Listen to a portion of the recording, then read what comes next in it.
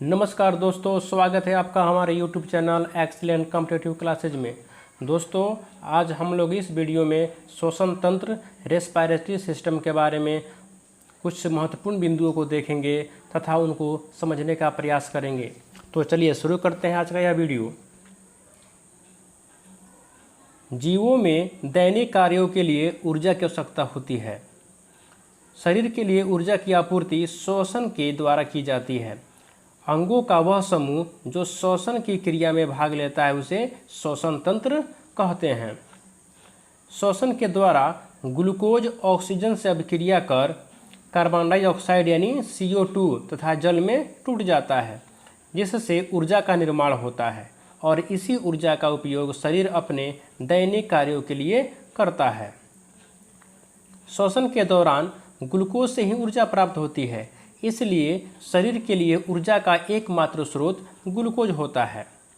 दोस्तों, प्रश्न में सीधे रूप से यह आता है कि शरीर के लिए ऊर्जा का एकमात्र स्रोत क्या है, तो शरीर के लिए ऊर्जा का एकमात्र स्रोत ग्लूकोज है। श्वसन से संबंधित सारा कार्य कोशिका के अंदर होता है, इसलिए इसे कोशिकीय श्वसन भी कहा जाता है। श्वसन एक ऑक्सीकरण अभिक्रिया है, क्योंकि यहाँ पर ग्लूकोज के साथ ऑक्सीजन की अभिक्रिया होती है। श्वसन एक कैसी अभिक्रिया है, तो श्वसन एक ऑक्सीकरण अभिक्रिया है। दोस्तों, अगला है मनुष्य का मुख्य श्वसन अंग फेफड़ा है। ऑक्सीजन की अनुपस्थिति में होने वाले श्वसन क्रिया को अनाक्षीय श्वसन कहते हैं, यानी ऑक्सीजन की अनुपस्थिति में अनाक्षीय श्वसन होता है। जैसे फल तथा बीजों में अनाक्षीय श्वसन होता है। कुछ सूक्ष्मजीवों में जैसे जीवाणु तथा कवक में अनाक्षीय श्वसन समान रूप से किया जाता है, जिसे हम किण्वन कहते हैं। ऑक्सीजन की उपस्थिति में होने वाले श्वसन की क्रिया को ऑक्सीश्वसन कहते हैं, जैसे कि हम लोग सामान्य रूप से करते हैं। कभी कभी ऑक्सीजन की कमी के कारण मांसपेशियों में अनाक्षीय श्वसन की क्रिया होती है, जिसके द्वारा ग्लूकोज के अणु टूटकर लैक्टिक एसिड का निर्माण करते हैं, जिससे मांसपेशियों में दर्द का एहसास होता है। इसलिए दोस्तों, प्रश्न में पूछा जाता है कि शरीर के गांठों में दर्द का कारण क्या है, तो लैक्टिक एसिड के जमा हो जाने के कारण शरीर के जोड़ों में दर्द का एहसास होता है। दोस्तों, नेक्स्ट है ऑक्सीश्वसन में ग्लूकोज का पूर्ण ऑक्सीकरण होता है, जिससे ग्लूकोज के एक अणु से 38 ATP ऊर्जा प्राप्त होता है। यानी ग्लूकोज के एक अणु में 38 ATP ऊर्जा होती है। ATP को ऊर्जा का सिक्का कहा जाता है। गला के नीचे एक नली पाई जाती है, जिसे ट्रैकिया कहा जाता है। ट्रैकिया के ठीक ऊपर थायराइड ग्लैंड पाई जाती है, जिससे थायरॉक्सिन हार्मोन का निर्माण होता है। थायरॉक्सिन हार्मोन की कमी के कारण ग्वाइटर या घेघा नामक रोग हो जाता है। मनुष्य के फेफड़ों में कोशिकाओं की संख्या लगभग 300 मिलियन होता है। अगला है फेफड़ों की संख्या 2 होती है, जिसमें दाहिना वाला फेफड़ा बड़ा होता है। फेफड़ा प्लूरल मेम्ब्रेन द्वारा ढका रहता है। फेफड़ों को फुसफुस या पुलमेनरी भी कहते हैं।